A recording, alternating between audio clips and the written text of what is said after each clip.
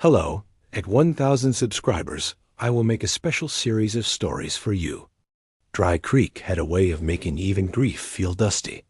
The sky was a hard blue pane, unclouded and indifferent, and the cottonwoods behind the little clapboard church kept up their papery applause for the heat. Folks said the ground here took everything. Fast rain, rumors, blood. It would take Eliza Thornton fast too, now that she lay in a pine box whose edges still smelled of fresh saw. The churchyard wasn't much. A handful of slanted stones. A crooked fence, sage pushing through anywhere the fence forgot to be. The town had never needed a bigger burying ground. Dry Creek was the sort of place people passed through on their way to somewhere that had grass. Those who stayed either never had anywhere else or had burned the bridges behind them on purpose. They gathered slow, as if the day itself were heavy. Shopkeepers in their Sunday coats, ranch hands with hats in their hands, the preacher in his. Wife, the undertaker with his measuring string tied around one wrist. The women set out fans like wings, fanning not devotion, but flies. The men mumbled amen with the caution of people who couldn't afford to ask the Lord for too much dot at the head of the grave. The coffin sat on two sawhorses. Eliza had been pretty, even when sickness took the bloom from her and left only the delicate bones it came to collect. Now her hair was pinned right, that red-brown coil that had made more than one man lose his place in a sentence at Pike's General Store. Her hands were crossed, folded up the way women fold laundry when they mean it to look neat. A scrap of lace covered her throat. If not for the quiet under her lashes, she might have been asleep. A cradle sat beside the sawhorses. It was not much more than a box. Someone had sanded smooth and rubbed with tallow cedar slats, joined tight as a prayer. Inside, the baby wailed, had lungs enough for 3 men, and sorrow enough for the whole county. His face was raw with it, eyes screwed shut, mouth open in the perfect O of outrage only the very young can make. He'd been crying when the preacher began, and he was still crying when the preacher's words turned thin and careful, the way a man's words get when he would rather be somewhere else. Dust to dust, Reverend Lyle said, and his voice shook. He was a small man with a careful part in his hair, the sort who treated God like a ledger that needed balancing. The Lord giveth, and the baby cut him off with a new, higher note. A few of the women flinched, not at the sound, but at what it pressed in them milk memory. Shared hurt, then set their jaws, and held the fan's harder dot. No one moved. Doc Ezra Finch stood at the back, his hands shoved deep in his coat pockets, as if they might hold him together. He'd done what he could for Eliza, and had been too honest to do more than mutter about the fever that had run through her like a grass fire. It takes what it wants, he'd said last night when the sheriff asked if there was hope. It always does.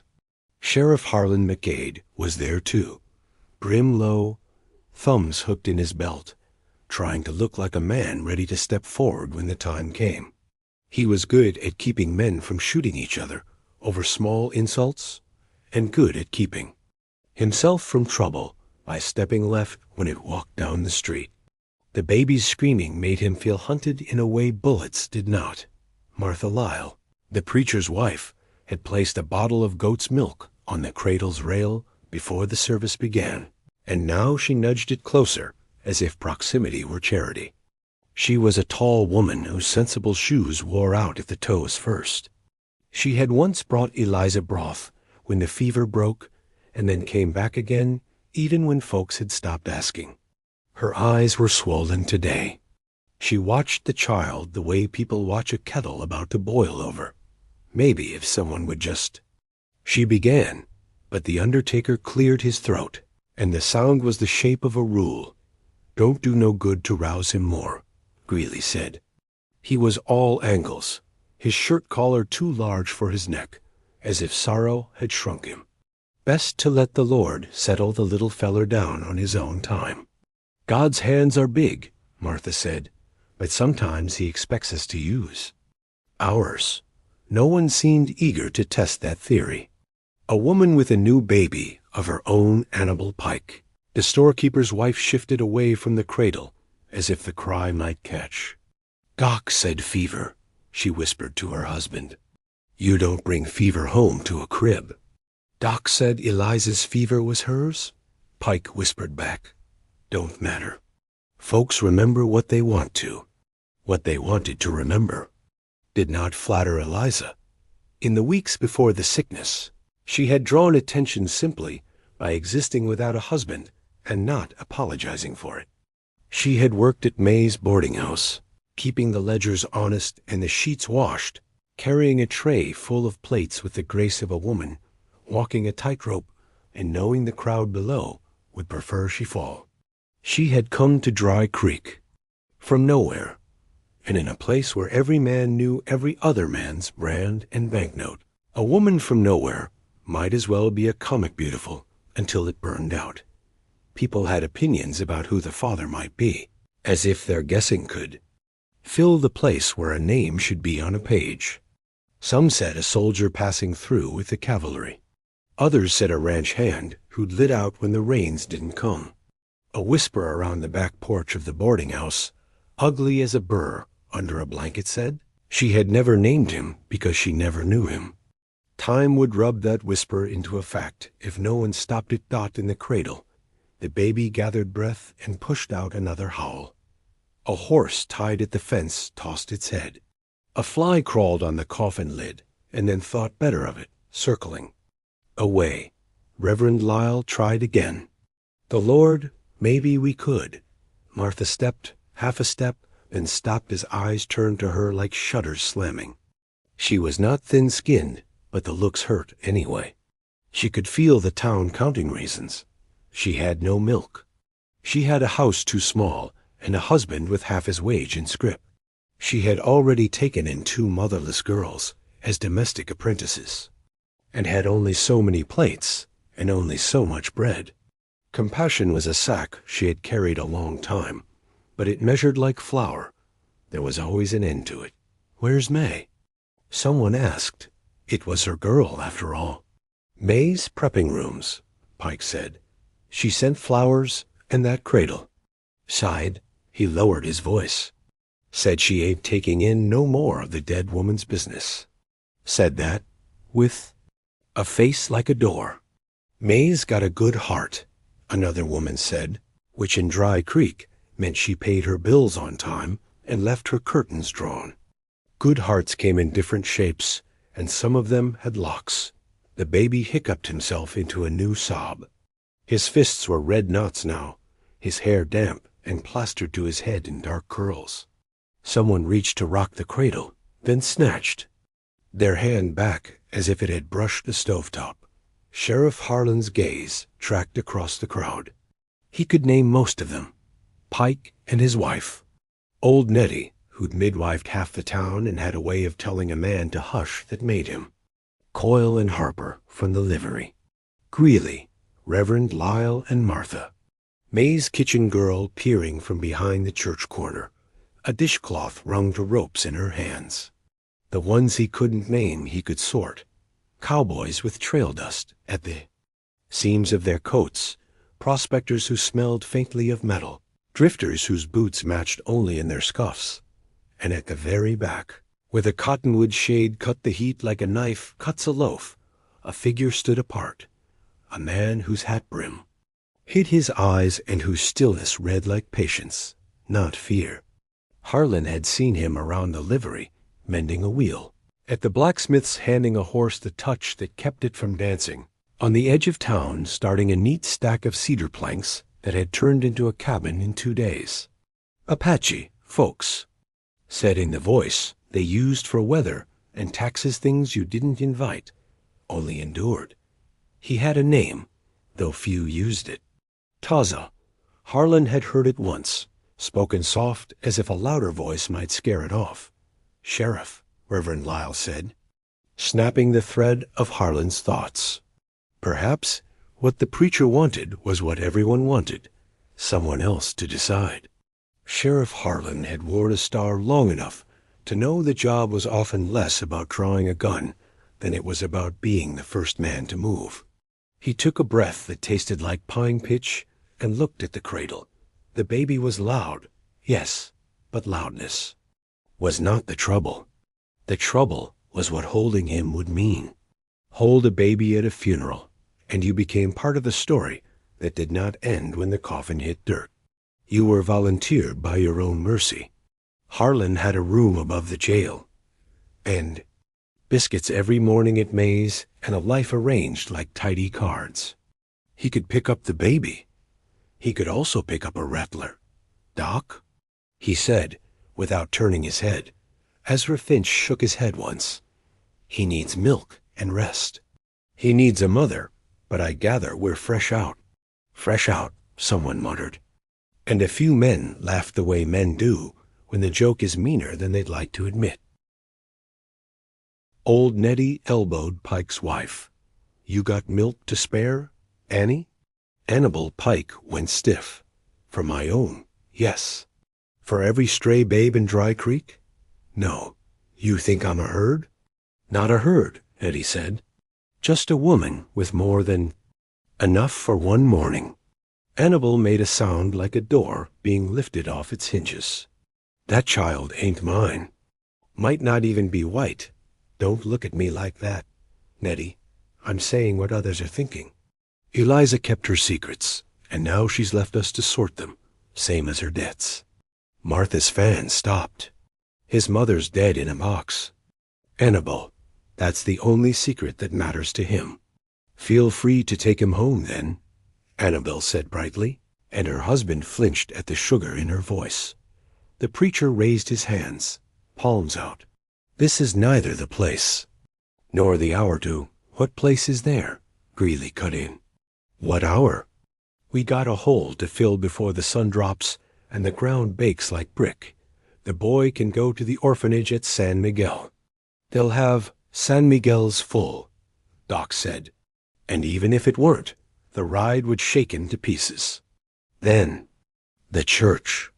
That from Harper, liveryman, who made a living from creatures that needed shelter but wanted none. That's God's foundling basket over there. I say put him in it." Reverend Lyle's mouth worked. "The church has no provisions." "Provisions," Martha repeated, flat as skillet iron. "Yes, that's what a baby needs. Provisions. We can stack them next to the hymnals." Another gale of crying from the cradle scattered the talk into tight, mean gusts. The baby had the gift of forcing truths out of people faster than whiskey did. For a moment, it seemed the whole town might simply break apart under the weight of choosing, and then a small sound rose under the baby's screams. So small, it took a beat for anyone to notice it. The soft click of a boot heel on stone. Heads turned as a body turns toward a cooler current in a hot room dot at the back. The man in the shade lifted his head. He did not step forward, not yet. He merely looked, and the distance between him and the cradle seemed to narrow. His face was strong the way a ridge is strong, all plains and quiet, and his hair was bound at the nape with a strip of leather the color of storm water. The scar across his knuckles looked old and unimportant, the way work looks on a man who has always done it. "Apache," someone whispered, and the word was not shouted, but it was thrown. And thrown words have a way of hitting, even when you aim low. If the man erred, he gave no sign. His gaze went from the baby to the box on the sawhorses and back, as if measuring a span only he could see. Sheriff Harlan felt the crowd tilt. Some backing a step as if the air in front had thinned, others craning to see better, women lifting their fans to cover their mouths, as if the fans could cover more than that. Martha Lyle made an involuntary move toward the cradle again, then stopped, her eyes on the man in the shade.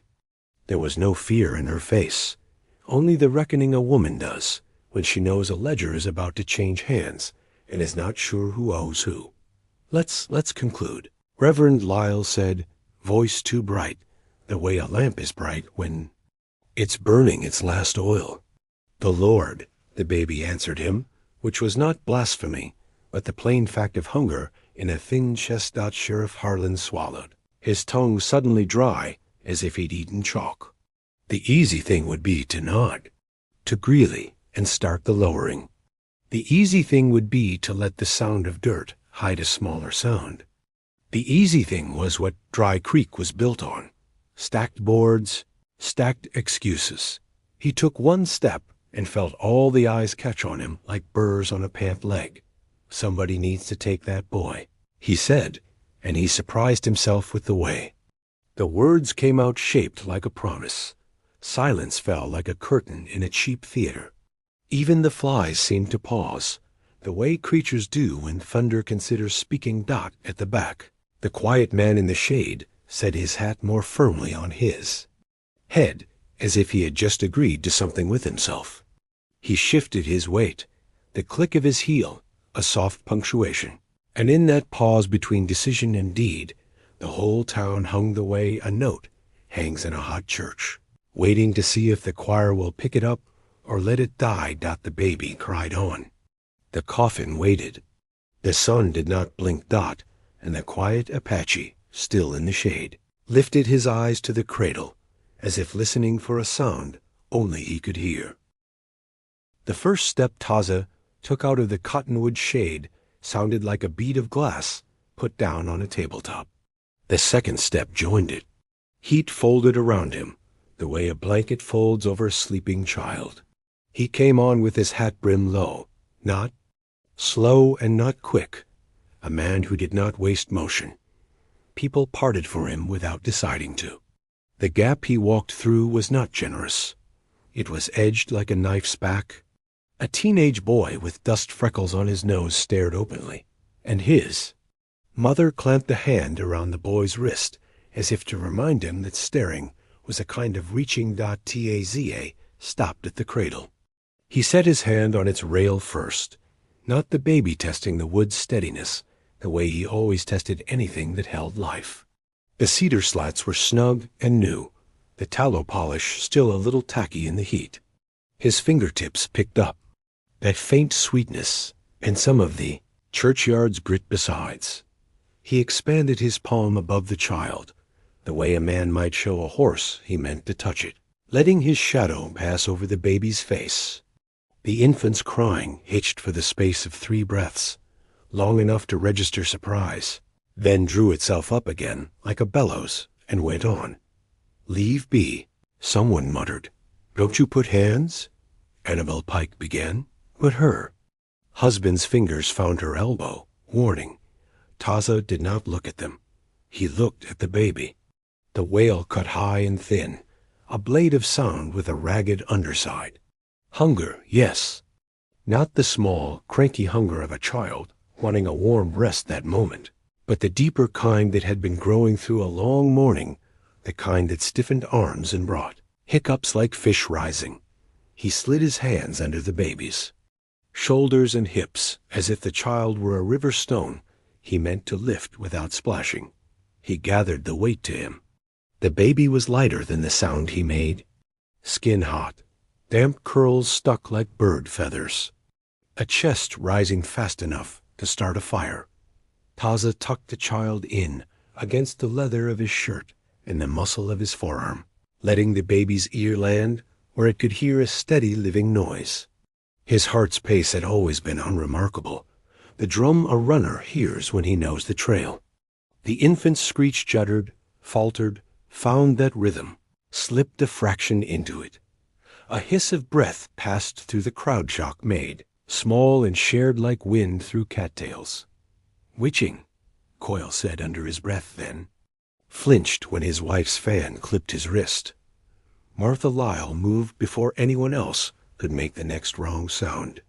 She pulled the goat's milk bottle from the cradle's rail and offered it, cap already loosened, her own hand steady now that the situation had become a thing to do. Taz took the bottle and appended a drop on his wrist, the way he had seen women do and the way his mother had taught him long ago. Warm, not hot.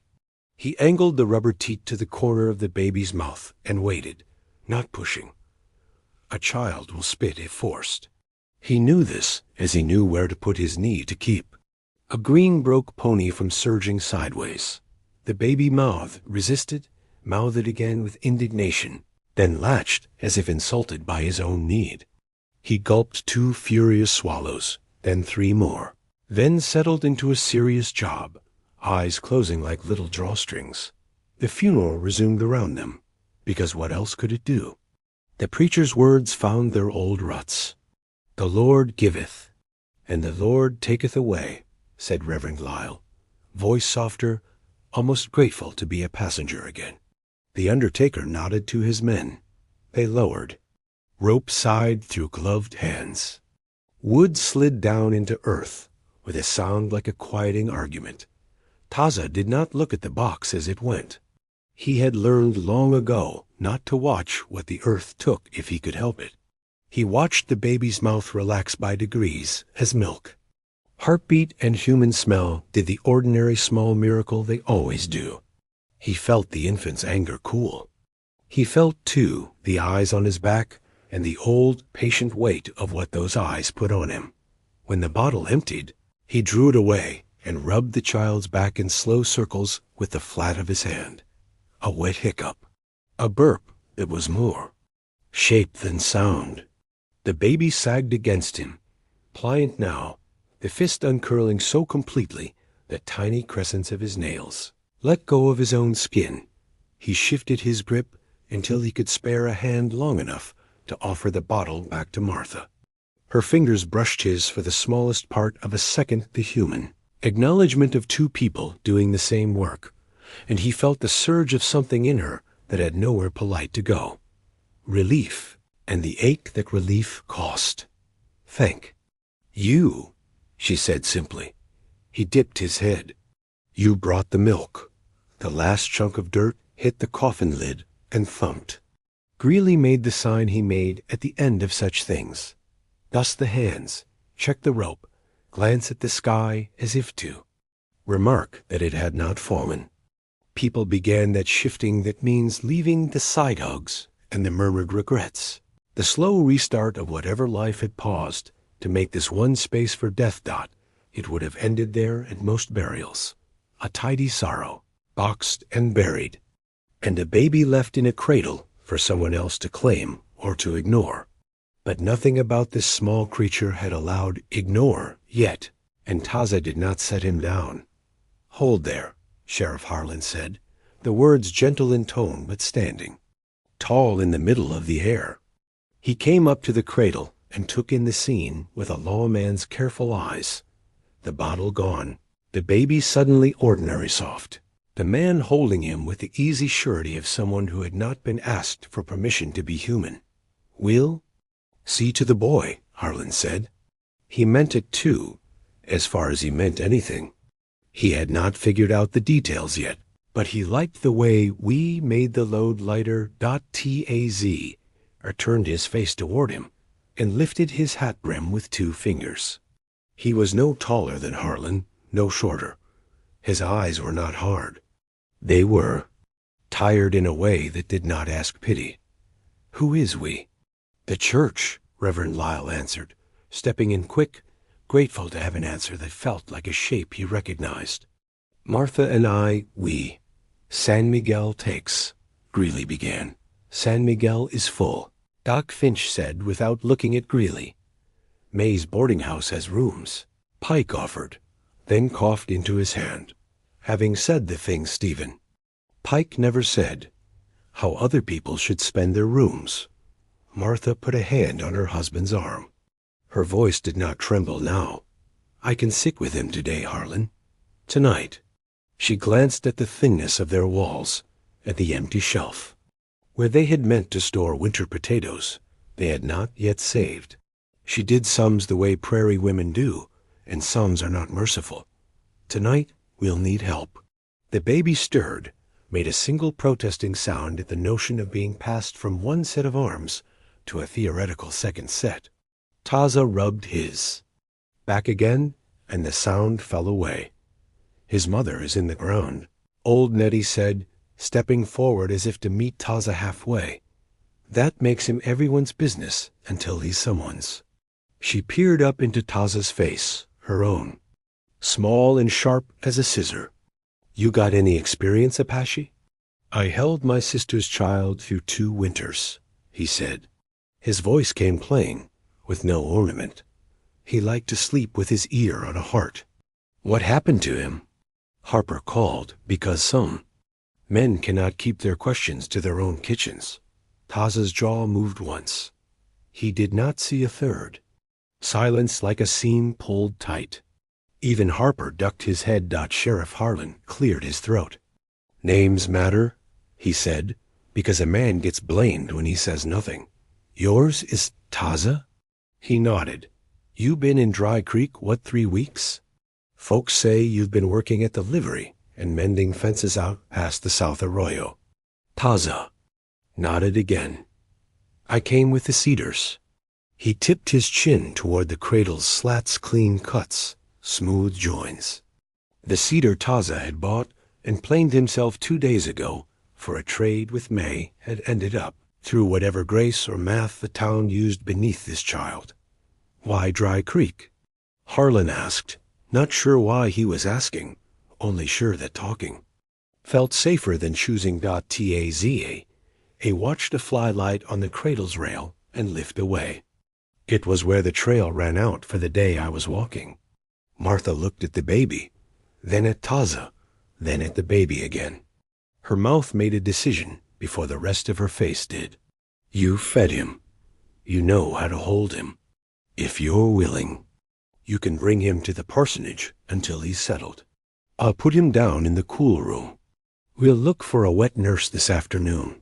She flicked her eyes at Annabelle Pike, who stiffened and stared into the middle distance with exaggerated composure. I have a room, Taza said. It is not far. It is cool at night. If the child sleeps with me, he will not be passed from arm to arm today. Several pairs of hands tightened on whatever they were holding. Words like no, and not him gathered behind teeth. Doc Finch spoke into the gap, his voice honest enough to make enemies. He's breathing even. I'd rather he keep on as he is than be jostled for the comfort of our sensibilities. Reverend Lyle worked his lips, and whatever sermon he might have had for such a day folded itself up and put itself away. He looked at his wife. Martha didn't move, but something in her told him what his job was. He nodded slowly. All right, he said. For today, Sheriff? Harlan could feel the town leaning toward him again. He could see tomorrow's trouble already, the whispers in the saloon, the little knots of men who would use the word savage like a handle on a tool. He could see the sense in stopping those knots before they tightened, and the nonsense of taking a child out of the only peace he'd found since dawn. For today, Harlan said, we'll talk again at sundown. He said it as if sundown were a law. Taza gave one short nod. He tipped the cradle with his toe, testing again how it moved. He shifted the baby in his arm, a practiced pivot, and with his free hand took hold of the cradle's footboard. I can carry that, May's kitchen girl said, surprising herself as much as anyone. She was a whip-thin thing with flour on her wrists. Miss May, she say the cradle's yours for now. She made me say it. She had no notion whether May would or wouldn't, but the sentence did what she needed it to do. Made the town watch her instead of him for a breath. Taza handed her the cradle, lightening her load with a nod that slipped some of the weight off her fear, too. He started toward the path that cut between the cottonwoods and the livery. People whispered as he went. Some of the words were warnings, said softly, so the speakers could claim they had been wise later. Some were the old names men give other men when they want to feel taller. Savage, heathen, thief. They hit his back like thrown sand, irritating, inevitable, nothing new. He did not hurry. The baby's mouth softened into sleep, the heavy sleep of spent grief. Taza put one finger lightly across the infant's forehead, feeling the small heat. There, as if assuring a campfire he would be back to feed it in a moment. at the hand pump behind the church, he stopped. He wet his kerchief and wiped a ribbon of dried milk from the baby's chin. He rinsed the bottle and set it upside down on the fence post where Son could find it but not spoil it. Martha came around the corner, breathless not from the walk, but from the weight of everything she wanted to say and had no licenses for. "You'll bring him by when the heat climbs?" She asked. "My cool room's cool enough." He inclined his head. "Thank you. You got blankets?" She asked. "I have a shirt," he said, and something like a smile touched the edge of his mouth when he said it, because the child had decided the shirt belonged to them both already. She looked at the shirt, a plain leatherwork shirt, darkened by sweat and a map of patience, and nodded as if to say, "All right then. We'll make do with what we have." She reached to touch the baby's hand, thought better of it, and instead touched the edge of the cradle the kitchen girl now carried, a benediction that didn't require permission. He moved through Dry Creek with his two-person procession, the girl with the cedar cradle, a stray dog curious enough to follow for half a block, and then bored enough to peel away, a pair of boys who shadowed at a distance, and then vanished when old Nettie snapped their names like twigs. At the livery, Harper looked up, saw them coming, and pretended he had suddenly discovered an urgent reason to be inside Dot at the edge of town. The cabin waited. It was hardly more than a room stitched to a porch, cedar stacked square, chinks stuffed with moss and rag, roof pitched to shed a storm that hadn't come yet. Taza had built it in 2 days with a borrowed saw and a patience that makes joints. Snug, the door opened without complaint. The interior smelled of wood and the iron of his tools and the faint bitterness of coffee boiled twice. He took the cradle from the girl and set it near the far wall where shade lay longest. He rolled a clean shirt and set it along one side, an easy stop to keep the child from turning into the boards. He laid the baby down with the same care he had lifted him, shoulders and hips supported, head last. The infant puckered, protested, the air between chest and ear, then found his thumb and solved that problem for himself. Taza stood a long moment, listening. The sound in the room changed. Even a man who lived alone could hear it. A sleeping baby makes a kind of quiet that holds the edges of a place together. Outside, the world was still loud with flies and wagons, and men deciding what they would say later. Inside, there was only the small rasp beat of breath and the far-off click of a beetle. "Thank you," the kitchen girl said, and then she looked horrified, as if she had thanked the sun for doing what it does. "I mean, I'll tell Miss May where the cradle went." He nodded. "Tell her I will plane the splinter I felt on the footboard. It will not catch skin." She blinked at that, the fact of a man who noticed a splinter on the day he lifted a crying child, and then she left. Fast, as if to outrun the town's questions, Taza poured a cup of water from his jug and drank it without hurry. He set the cup where his hand would find it in the night. He took off his hat and set it on a peg and stood over the cradle again, not looming but present, the way a tree stands near water. Dot across the room, against the wall, leaned the things. That told his story better than his mouth ever would. A coiled rawhide riata, a small whetstone worn to a thin crescent, a pair of moccasins mended twice in the same place, a woman's small comb, its teeth missing at the middle, clean not because it was used, but because it was kept clean. He did not look at the comb now. He knows the trick grief plays when you look straight at it. It thinks it is invited to stay. For coffee. Dot, the baby sighed, and the sigh turned into a small half-laugh the way babes sometimes do, their mouths primed for milk even in sleep. Taza's throat warmed. He sat on the floor beside the cradle, because chairs make men stiff, and stiffness is not what a child needs near him. He leaned his shoulder against the cedar, feeling the cool of the shade pass through shirt-sleeve and skin. Out past the cabin, Dry Creek took stock of what had happened and began the work of deciding what it meant. Every story told over a noon plate was born deformed today. He bewitched the child. He stole the woman's soul. He's got no right. Maybe he's simply human.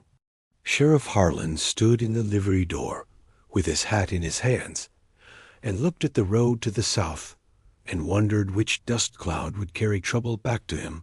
First Dot in the small room. The baby's breath counted a kind of time that belonged to neither the church nor the jail nor the saloon.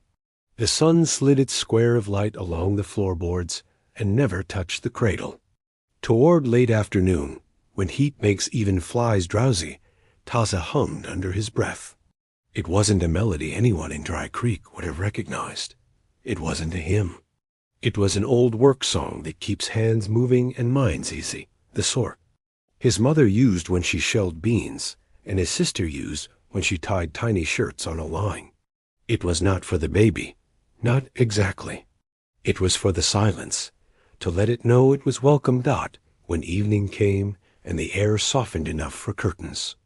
To stir, he lifted the child again. The baby grumbled at this interference with sleep, then settled once more against that easy drum. Taza stepped out onto the porch and looked toward town. He knew they were looking back. He could feel their eyes as if they were small weights hanging from his collar. "You will rest," he said into the infant's hair, voice pitched to reach only ear and bone. "You will drink. We will see what the next sun brings." In other houses, lamps were being lit and opinions born. In the little cedar room, the only light came from what was left of the day. The baby slept. The man watched the line where night arrives Dot by the time the stars showed themselves, slowly at first. Then in a hurry, the story had already left the churchyard and found its way into every mouth. And in all those tellings, some details stretched, some shrank, but one refused to change. No one touched the crying baby until the quiet Apache stepped forward, and after that the baby slept. Dry Creek had always lived on talk. The mines had dried up, the cattle market had thinned, and the rains had begun skipping whole seasons. What the town still had in plenty was words. They traveled faster than horses, cost less than whiskey, and could ruin a man quicker than either. The morning after Eliza Thornton's funeral, every porch, every saloon table, every dusty street corner had the same subject. The baby in the Apache's arms, not one. The weight of a whisper at Pike's General Store. Customers pretended to inspect flour sacks and coffee tins while trading theories in half-whispers. He bewitched. "The boy," muttered old Harper from the livery, his voice thin as the smoke curling off his pipe. No Christian child would hush for a savage unless something unnatural was at work. Across the counter, Nettie the midwife snorted. Unnatural? Milk in his belly and steady arms under him. That's what did it. Maybe you'd prefer the child starve while we argue scripture? A woman in a calico bonnet leaned in, lowering her voice. Eliza never did name the father, you recall. Folks said a drifter. But what if, she paused, as though tasting poison before spitting it, what if the Apache is kin to him? The idea landed like a spark in dry grass. Eyes shifted, thoughts sharpened, stories grew teeth Dot by sundown. People weren't asking if Taza should be raising the child. They were asking what he wanted with the boy at all. Dot, too. The sheriff's dilemma sheriff. Harlan McCade sat in his office with his boots upon the desk, hat pulled low, trying to will his headache away. Outside, hoofbeats echoed down Main Street, and voices rose with that restless pitch that meant trouble was ripening. Doc Finch leaned against the doorframe, arms crossed. "You're going to have to settle it, Harlan. Folks don't like questions without answers." Harlan rubbed the bridge of his nose. "Doc, you saw the same thing I did. Baby wouldn't stop screaming till Taza picked him up. I'd call that an answer." "Maybe so," Doc said. "But logic don't stand long against gossip, and gossip's galloping fast." The sheriff looked out the window at the sky, already pinking toward evening. I told the town we'd decide come sundown. I was hoping time would cool their tempers. Doc shook his head. Time only gave them more to talk about. 3. The saloon meeting that night. The Golden Spur Saloon brimmed with lantern light, whiskey fumes, and the itchy tension of men who had already decided something, but wanted their neighbors to nod along. 6 men gathered at a back table. Harper, Pike, Greeley the Undertaker, and 3 ranch hands whose names are known more for trouble than cattle. Cards and empty glasses scattered the table, but no one was gambling. Pike kept his voice low, glancing at the swinging doors as though he feared his wife might appear and scold him. The boy ought to be raised proper in a Christian house. If we let an Apache keep him, what does that say about Dry Creek? Harper grunted. Says we've gone soft. Man like that don't belong here, not with a white woman's child in his arms. He's making fools of us, and the longer we wait, the worse it gets. One of the ranch hands spat tobacco into a tin cup. We could fetch the boy tonight, quiet-like. Leave him at the preacher's. Won't be no trouble. Won't be no trouble? Greeley echoed, eyes narrowing. Taza ain't the sort to hand over what he's holding. Man carries himself like he's already measured who's worth fearing. And we didn't make the list. Another hand shrugged. Then we bring irons. 6 of us, 1 of him.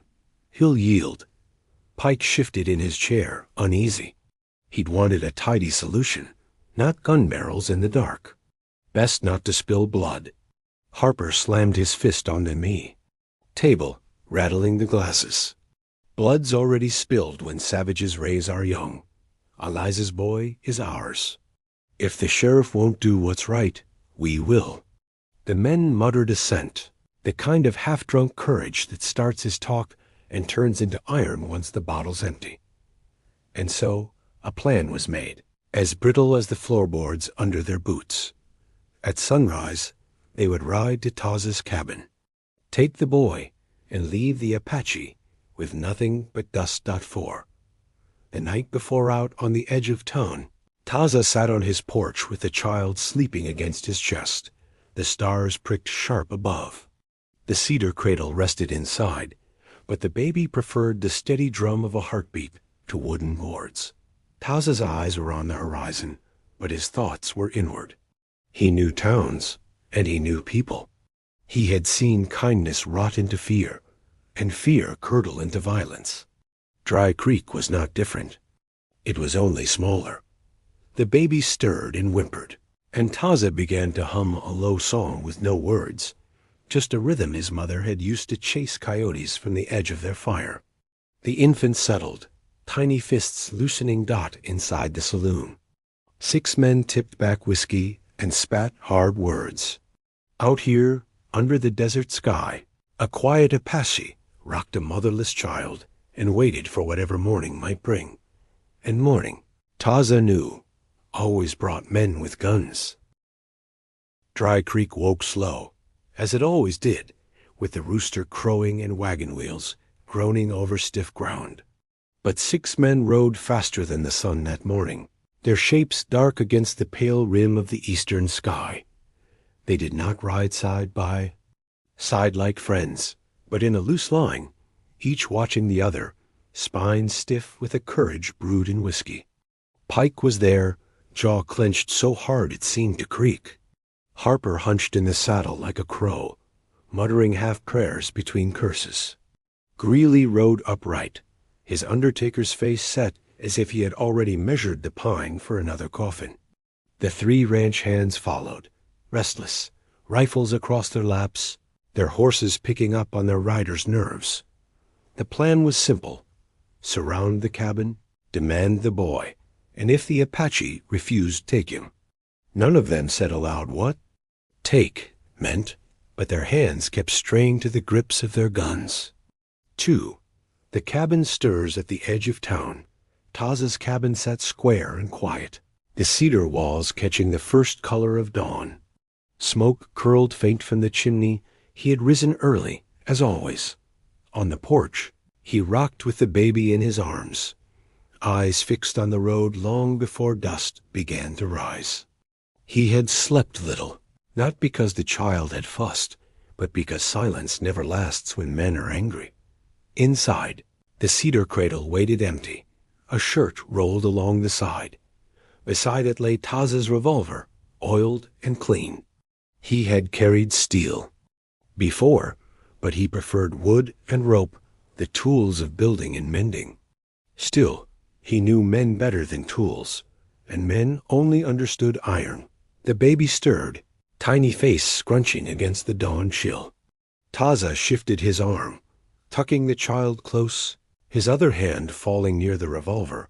Without hurry dot, by the time the riders crested the last rise, he was standing. 3. The confrontation, the 6 men pulled up in a jagged half-circle, hooves churning dust.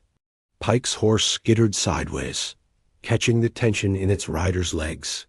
Harper spat into the dirt. "Step aside, Apache," Harper barked, voice sharp enough to mask the tremor in it. "We come for the boy." Taza's gaze swept over them, steady as stone. He shifted the child from one arm to the other and laid him gently in the cradle by the door. The baby whimpered once, then quieted, as if sensing the storm outside. When Taza turned back, his shoulders squared, and his voice was calm, so calm it made their bluster feel foolish. "The boy will not be taken." Pike's jaw twitched. "He ain't yours." "No," Taza said. "But he is not yours either. He has chosen." "Chosen?" Harper scoffed. "He's a babe. He don't know a thing about choosing. He knows hunger. He knows arms that do not let go." The words hung heavy in the morning air. Even Greeley shifted, uncomfortable with the plainness of them. But the ranch hands, faces young and eager for a fight, grinned at each other and began to edge their horses forward. 4. The cry the baby began to cry, then piercing, desperate, a sound too large for such a small chest. It tore across the silence like a saw through green wood. The men faltered. Even their horses balked, stamping nervously at the sound. "Pick him up," Pike muttered. "He'll bring the whole town running." Taza did not move. He stood rooted, eyes locked on the men, letting the cry swell, daring them to hear it. The sound was not just hunger. It was protest, fear, a plea too raw to be ignored. "Enough talk," one of the ranch hands growled, cocking his rifle. "We'll take him now." The click of the hammer split the morning sharper than the baby's cry. 5.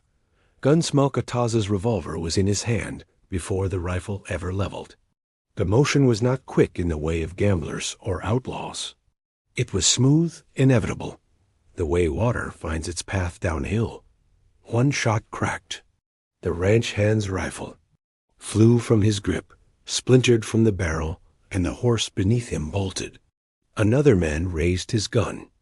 A second shot rang. His hat spun from his head. A neat hole punched through the brim. His courage gone with it. The air smelled instantly of gunsmoke and cedar sap, sharp and unforgettable. Dust swirled. The remaining men froze. They were not cowards, but they were not fools either. Taza had fired 2 shots, each precise, each deliberate, and neither had drawn blood yet. The baby's cries slowed, turned into hiccups, then into silence as Taza stepped forward, revolver steady. His voice was low, but it carried. "Leave." Harper's face twisted, rage and shame warring in him. But Pike's hand fell on his arm, heavy, shaking his head. Greeley muttered something about graves not worth digging. One by one, the men wheeled. Their horses, spitting dust as they retreated, their bravado broken, their whispers already reshaping the story they would tell in town. 6.